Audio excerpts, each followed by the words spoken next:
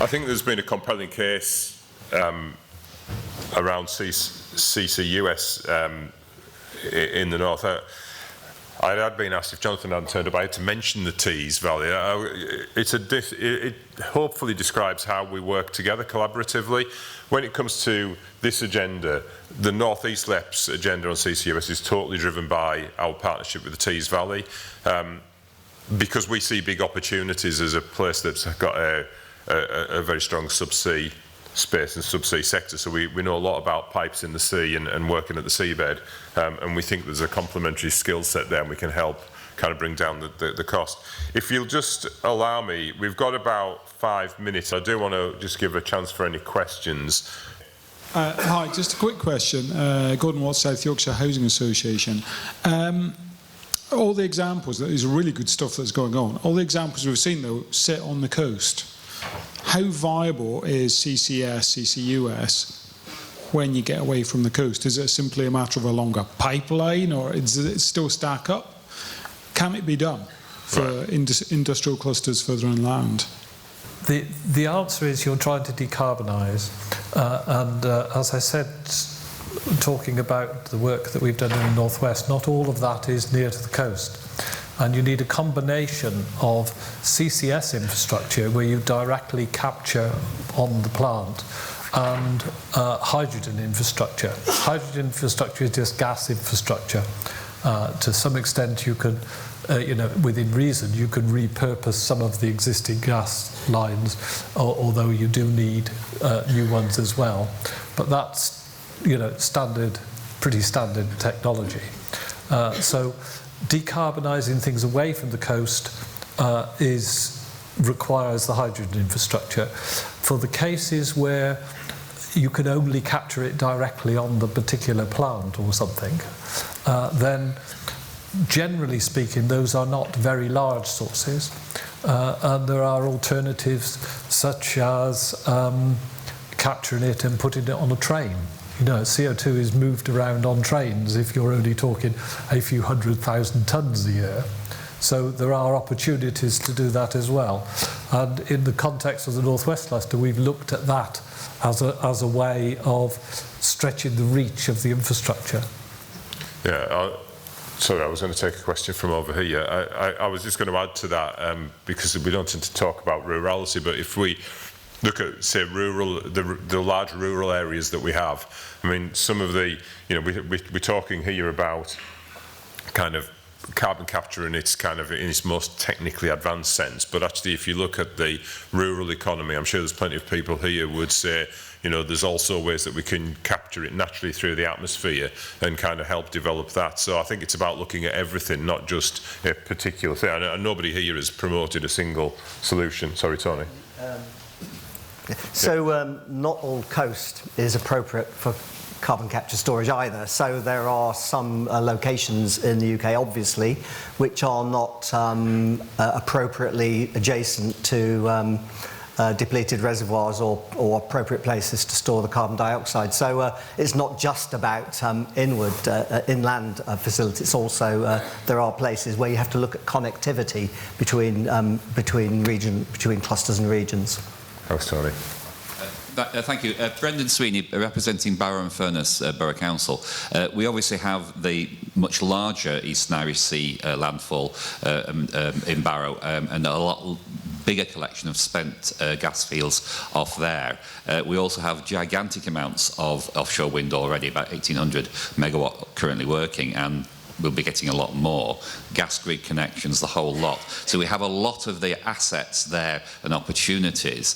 And there is also a 12-inch crude oil pipeline from Tranmere to Heysham already existing only across the bay. So my question really is, how do we get involved?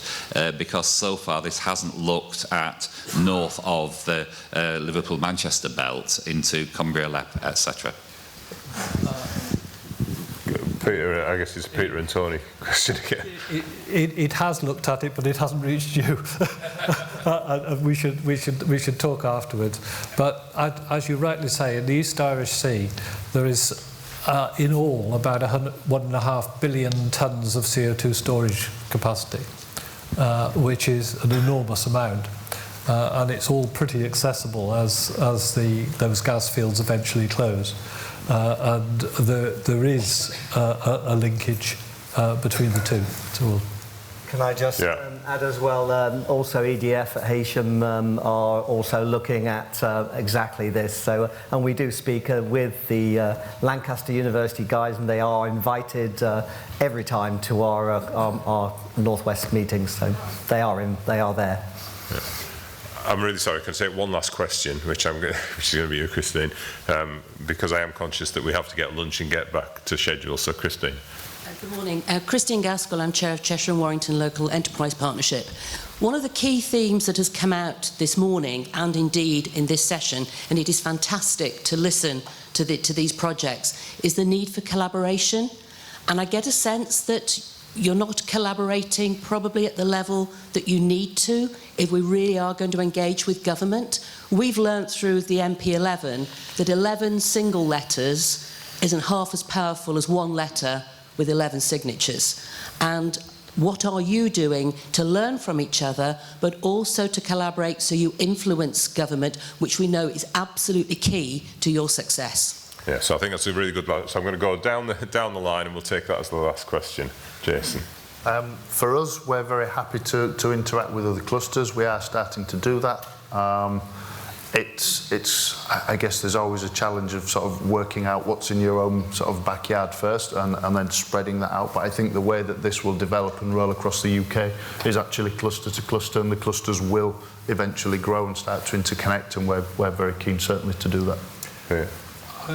I think to some extent the N11 has been a bit behind the industry in actually promoting the collaboration. The clusters themselves have collaborated quite strongly through the Carbon Capture and Storage Association and been presenting a coherent view to government. They've created something called the CCUS Advisory Group, which actually recommended how to go forward, and the actions that are in government at the moment were driven by that. That was an industry-led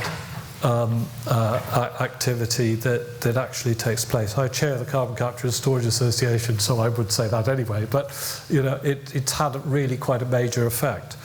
I think the issue that is there to some extent is that you don't always get the same support from the local politicians and LEP members as you would hope to get in promoting that. The industry is driving this really very strongly, and I think, to be controversial, I think the N11 in some respects needs to catch up. Yes, so it's a good question, and for me part of the answer lies in the construction of government funding grants, which until last week were a competition. So obviously when you're in competition for funds you need to put your best foot forward. So now that appears to be softening a bit, and I'm sure Beza in there somewhere, there has been this kind of softening of that approach, but yes, if you're competing for funds then you're not going to give your ace cards away. And you're quite right, we all need to approach all of the clusters, including the Acorn project in Scotland, and other projects across the country. We need all of them to get even vaguely close to the target, which is now enshrined in law. But government also has a responsibility to play into that in that coordination approach. So yeah, I get the last word. I think it's a great question, because I think actually I totally believe in the fact the need from past experience to collaborate actually, and for all the clusters to work together. The good news is, so to echo some of Peter's comments, first of all, I know Peter very well, and most in the industry, because of the amount of time and effort you spend trying to make these projects work. But echoing the CCS advisory group, that basically most companies spent 6 months working with government to help them put together business models, to develop policy, which is now in consultation. So it's a great evidence. It was great evidence of the industry coming together to work with government to try and get the right structure in place to make these projects work. Thank you. So, it's just to sum up there, and I feel pretty good about the level of conversation, even though, you know, I would first of all take the comment, it looks a little bit disconnected because there are multiple projects, and I absolutely take the challenge that, you know, that NP11, you know, have to catch up on this. Like a lot of things, you know, NP11 are trying to put in, as I say, an infrastructure through which we can take some of these really key issues forward. And it's always going to be difficult at the start because we're trying to bring together a lot of different activities, and we're trying to give it a single point of focus, and we're having to prioritise at the level of the North, which is never going to be easy when everybody's got a challenging set of economic circumstances and want to get their project put forward. And we have to learn to get that maturity. But I do know that we've had great collaboration already. We've had great collaboration between the political leaders and industrial leaders and our communities. I do strongly believe that devolution of power and money to us to enable us to take that further forward will really help, because we can demonstrate if we can demonstrate we can do something at a northern level, then it's much more powerful, as Christine says, than trying to do it at 11 sub-northern levels. So I found that really informative and useful session. I hope you have too. I make no apology for the fact that it is, you know, we've set this conference up to try and get some of these messages out and to be the start of a journey, not the end of a journey. So thanks everybody for your attention this morning, and thanks again for coming and contributing to this session. Everybody's here to start building new collaborations. Thank you.